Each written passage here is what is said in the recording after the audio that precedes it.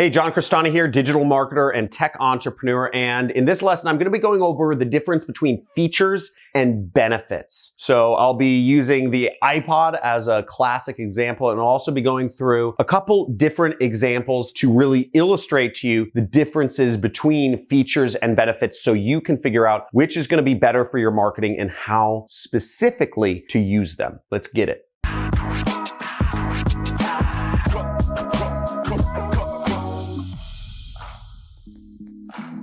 Ooh, this is exciting. Understanding the difference between features and benefits was one of the biggest marketing realizations that I had that really made me understand how to do marketing and how to do marketing that works. And when you understand the difference, you'll understand why, in the classic example of the MP3 player, why Apple was able to build their market share so fast and so strong by advertising benefits rather than features. So there was not a glut of MP3 players before Apple. In fact, I owned an MP3 player before the iPod. And let me know in the comments what MP3 player you owned before the iPod. For me, it was the Rio. It was a huge clunky thing, right? I had to wear cargo pants to middle school so I could carry it around. The way they advertise themselves, they'd say how much storage they have. Now, a feature is something that you can't really argue with. It's a property of something. So for instance, with my protein shake, I would say it's got hemp milk, it's got soy protein, and we have flax oil in it, and that's what's in it. It's in a plastic cup. These are all features of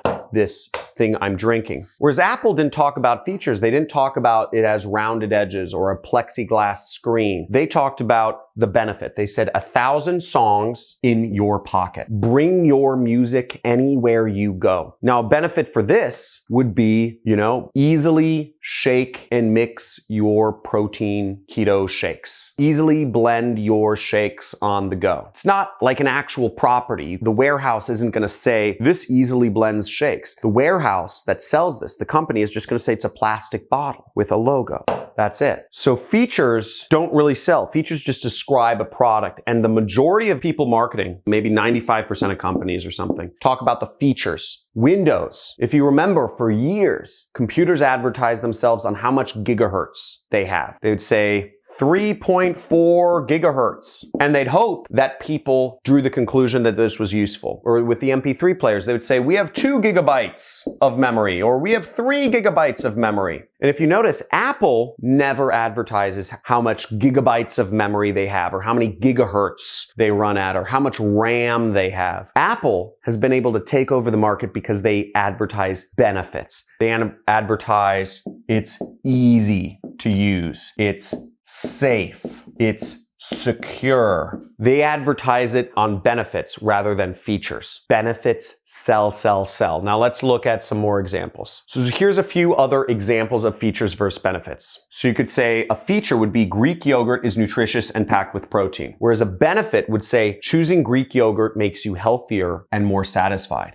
Different, right? The thought is, the old school marketing thought was that if you say it has a lot of protein in it, people would jump to the conclusion for themselves. They'd say, oh, more protein, that means it's healthy. Whereas benefits spell it out for the customer. They make it easier for the customer to understand what they're getting. Benefits say you're getting healthier. You feel more satisfied. A feature is saying these tissues have multiple cushioning layers and are velvet to the touch is actually a benefit. So I don't know why this example is in here. Let's skip over this example because this is a bad one. Here's a good example. This medicine has 500 milligrams of acetaminophen. Now, the benefit-oriented version of this is 1 dose of this medicine will relieve your headache for an entire day. That's a benefit. Another example, this phone case is made of carbon fiber and plastic. Feature. Benefit is saying this phone case will never break, or this phone case can survive any fall. That's a benefit. Would you rather buy a phone case that has plastic and carbon fibers in it, or would you rather buy a phone case that can survive any fall? Benefits sell. So that's more examples. And last but not least,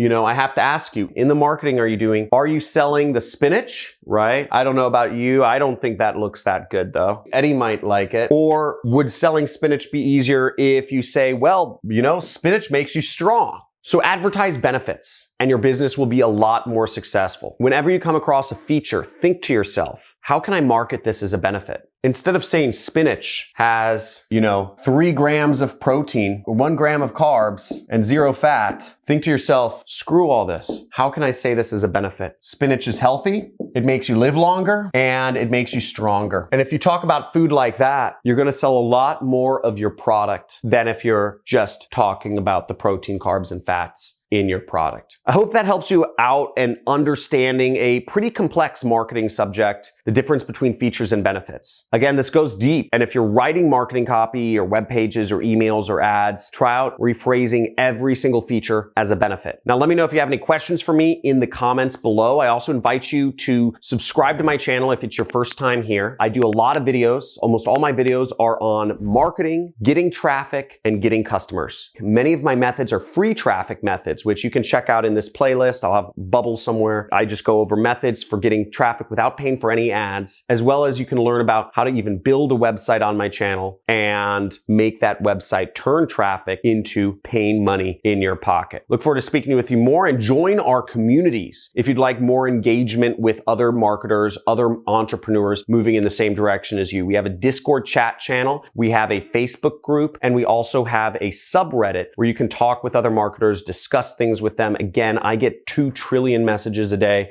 so I can't really respond to everybody. Some people get angry when I don't respond to them. I'm like, dude, I get like 1 million messages. So use the chat channels, use the forums, etc. Looking forward to seeing you soon. Have a good day.